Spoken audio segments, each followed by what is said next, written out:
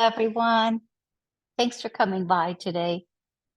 We're here in this community every single day. We're in our sixth year. We're having conversations about this year. We're having a conversation about being present for our own lives. And we're having a conversation this morning about how busy everybody seems to be. And slowing down is important to us enjoying our experience. It's such a gift to be here, to be in this human form. I want to see if I can have a little more fun with it. Well, I can. Lots of different theories. But even if we come back, I won't be this again. So why not this experience of life? It's the experience of life that I'd like to enjoy a little bit more. My relationship with myself, I'd like to strengthen it. We've done boatloads. I'm so thrilled. But it's a fun thing to strengthen our relationship with ourselves. So this year, the conversation is about being present. So if you're able to do so safely, close your eyes, and either way, let this music be a tool to soften a few layers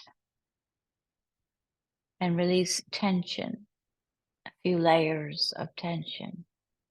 Feel the jaw softening, just physically feeling our body softening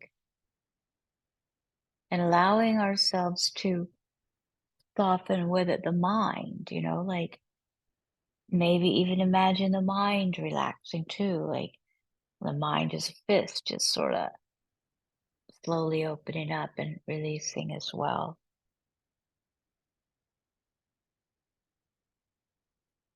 Just coming in a little bit closer to our center. The Book of Awakening by Mark Nepo is our book this year, The Book of Awakening. This New York Times best-selling book is described as having the life you want by being present to the life you have. Mark Nepo. The message we're offered for today, this day number 1954, is titled More Than Our Mistakes. More than our mistakes. There's a quote here offered to us by David Pete that says,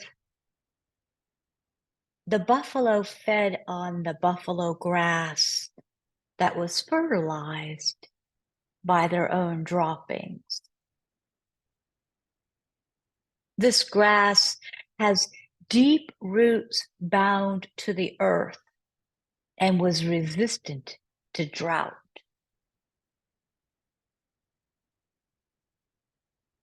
Try as we will, we cannot escape the making of mistakes.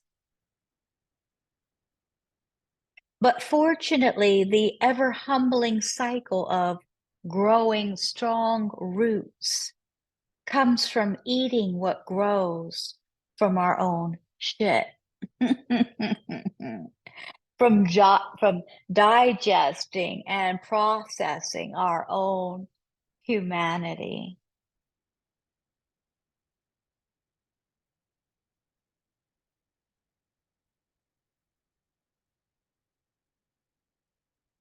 Like the buffalo, we are nourished by what sprouts.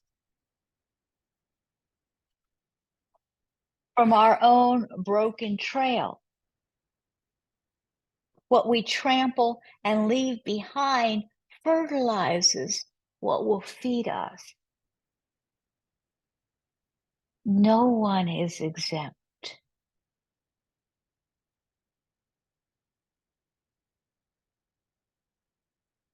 A pipe falls on a dancer's leg,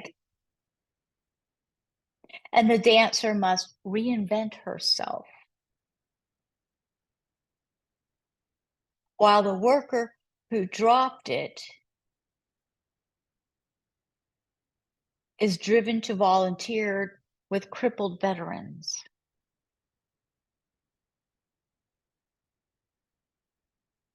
A dear friend discovers small tumors, and his tulips begin to speak. And when he dies, his nurse begins a garden.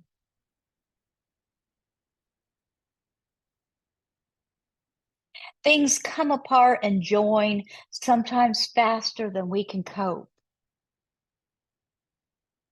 But we evolve in spite of our limitations. And though we break and make mistakes, we are always mysteriously more than what is broken.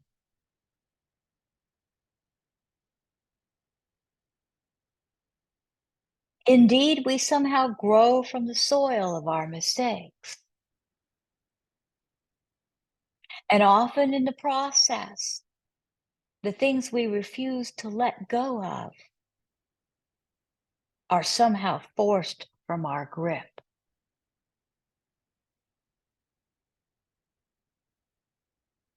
I have been broken and have failed so many times that my sense of identity has sprouted and peeled like an onion.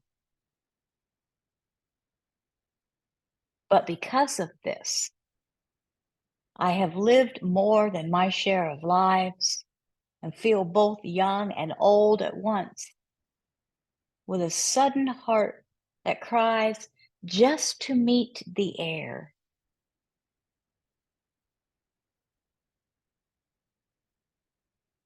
Now, on the other side of all I've suffered so far, everything from the quick song of birds to the peace trapped inside a fresh brook's gurgle is rare and uncertain.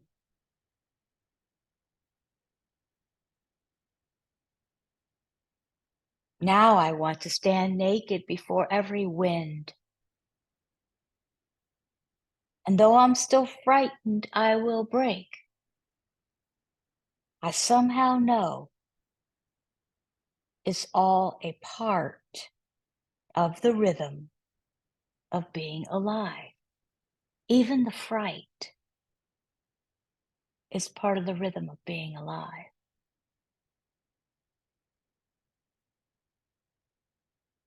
You see, no one ever told me that as snakes shed skin, as trees snap bark, the human heart heals, crying when forced to open, singing when loved open. Ooh, crying when forced open, singing when loved open.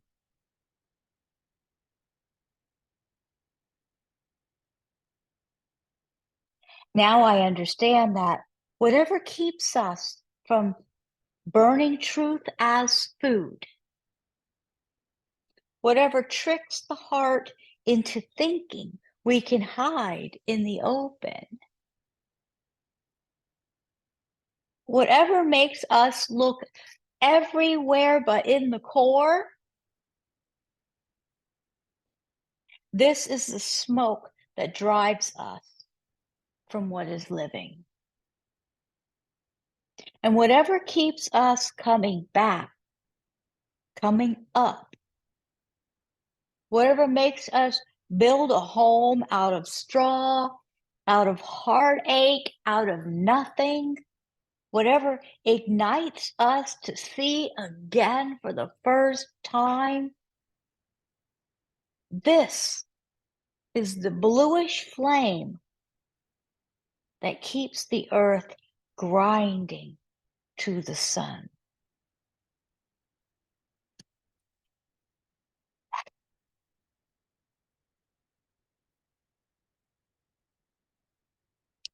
Let's breathe with that for a couple breaths.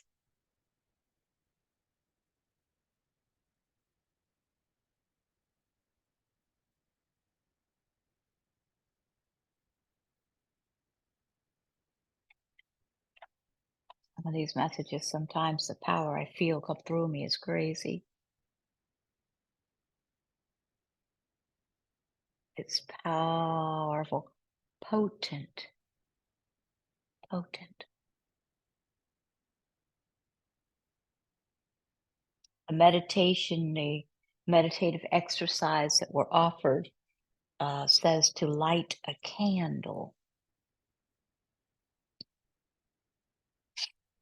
I've been doing rather well just by visualizing some of these exercises. Experience it how you desire to do so. Light a candle. Sit quietly and focus on the blue part of the flame as you meditate on one loss that you carry with you. Focus on the blue part of the flame as you meditate on one loss that you carry with you, that you carry within you. It could be a person who has died or left your life, or a dream that has evaporated. It could be anything, right? But a loss that you carry.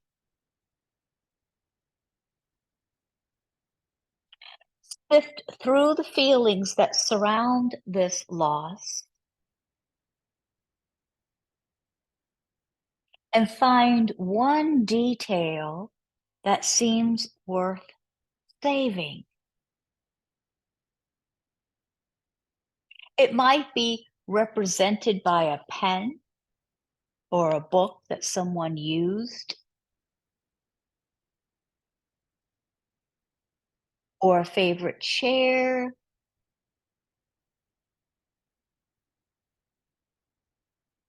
or a piece of music, or a gardening tool.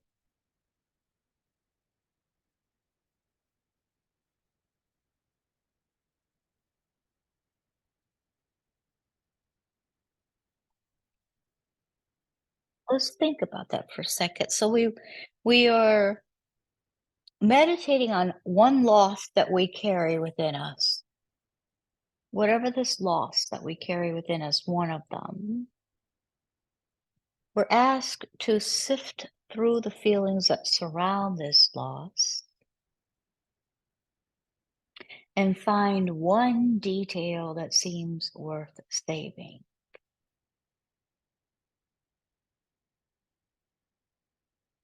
Holding this detail in your heart, look into the bluish flame and meditate on the gift you carry from what is gone.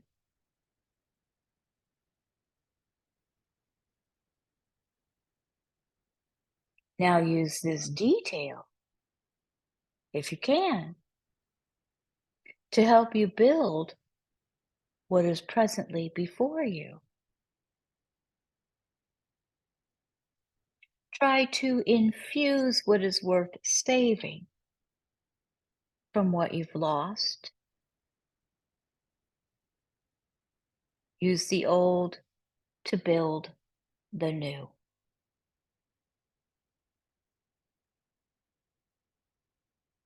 This makes me think of Lisa Frechette. We had conversation with Lisa Frechette, a couple years back, an interview conversation that we have, the Zenful conversations. By the way, we do have another one coming up. Rosemary Watola Tromer, poet, beautiful, beautiful woman, on Thursday, June 21st, I believe it is, 4 p.m. Eastern. But Lisa Frechette,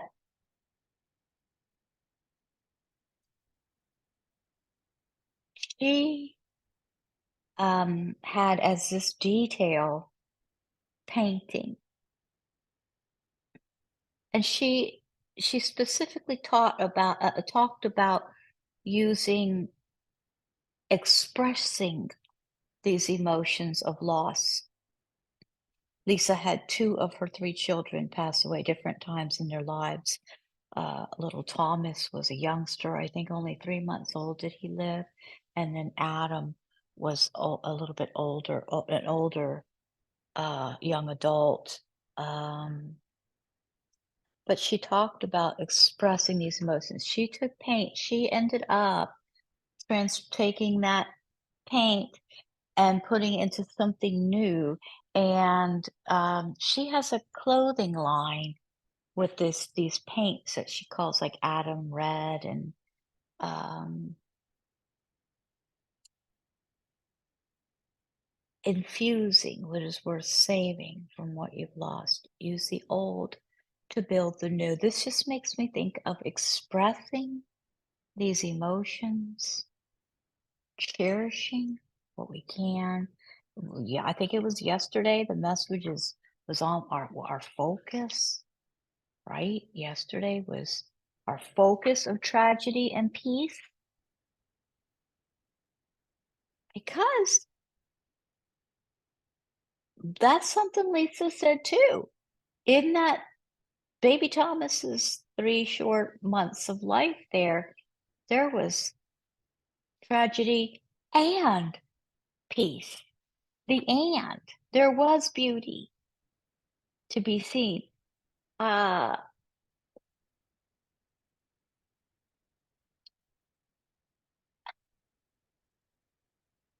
those were her words. Those were her words.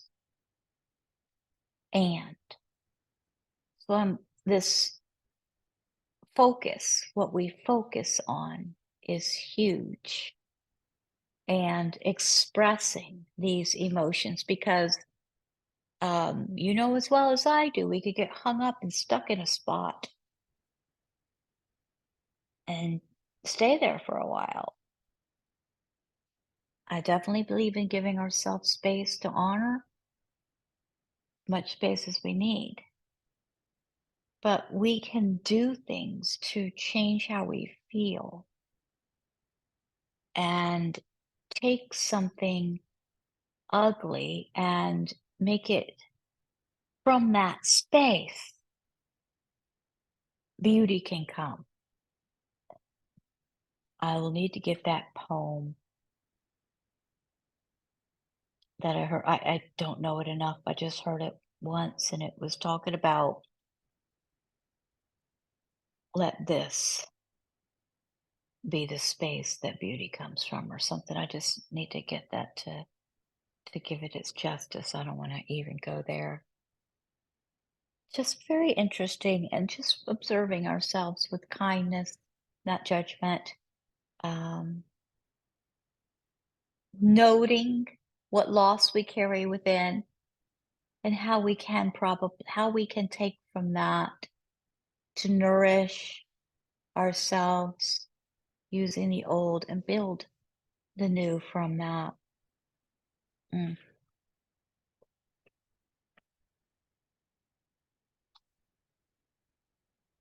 More than our mistakes.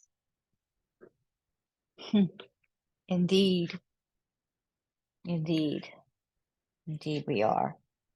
Mark Nepo, thank you and gratitude. Thank you so much for coming by again today and sharing in this practice, sharing in this loving space.